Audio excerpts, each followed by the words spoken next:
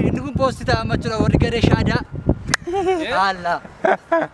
أشهد أن لا إله إلا الله أشهد أن لا إله إلا الله نمير دبابي كراس البان أمانتي إسلام أبي بويسي ورا بمهار كمان ريسبر باج آسيكا مالي ناسا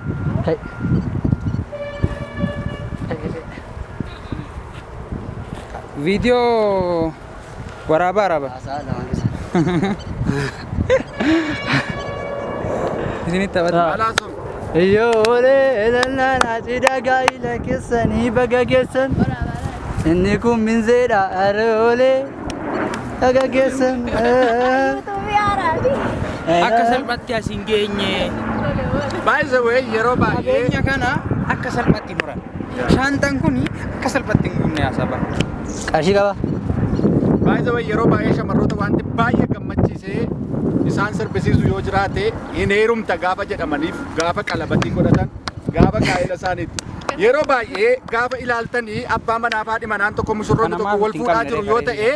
inni dhiiraa sun hin gaddaa isheen dubaraa sun hin gammaddi rakkoon kanaa maalidha jennee gaafa gaafannu isheen na bukkeetti argamtu kun yeroo baay'ee na fuudhi yaada jedhu kaasti ani garuu nan dallana nan aara maaliif akka ta'e immoo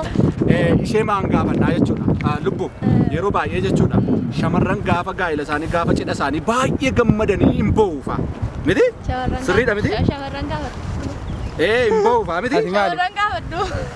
ati maali yeroo maal ta'u anniira yeroo gaafa cidha isaanii gammachuu keessa ba'anii hin bo'u marakka yaaddoo ba'u hin bo'u sagalgalaatu maaltu shamarran boosisa sagalgalaatu ta'e itti gaabi laafii kana gaafata miilla koo kana qofaatiin nan kaasaani laali miilla koo qofaatiin maaliif ba'u sagalgalaa yaaddaanii ba'u no hin bo'u gammachuu ajaa'ibaa gammadanii bo'u inni dhiirri garuu siiriyeesii waxxaree dhaabata siiriyeesii ta'a gaafa cidha isaa jechuun sirgadha shamarri maaliif gammaddi dubarri dhiirri maaliif gadda fuula guura gaafa wal fuudhan gaafa beelloo uffatanii suufii uffatee gaafa dhaabatu dhiirri maaliif hin kolfu jettanii yaaddu waciitutti baay'ata atoo hojiitutti baay'ata abidda fuudha okay isheen waciitutti baay'ataa jette isheen kun immoo hojiitutti baay'ataa jette erga wal fuudhanii booddee jechuudha hojii moo waciitu sirriidha yaada jedhuuf immoo hayyuun tokko nu walakkaa jiru kottaa hayyuu hayyu deema waa dubartoota irratti gaaffii deebii qaba egaa amma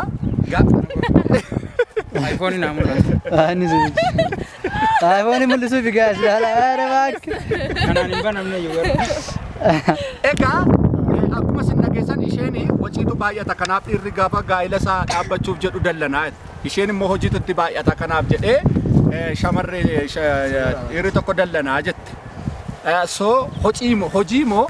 waciitu sirriidha kan jedhu xiinxala nuu kennitu jechuudha yaada jalqabaa irratti. egaa akka ati jedhaa jirtutti akka ati jedhaa jirtutti iPhone keessanis ol qaba kan kun waraabbamaan jiru akka ati jedhaa jirtutti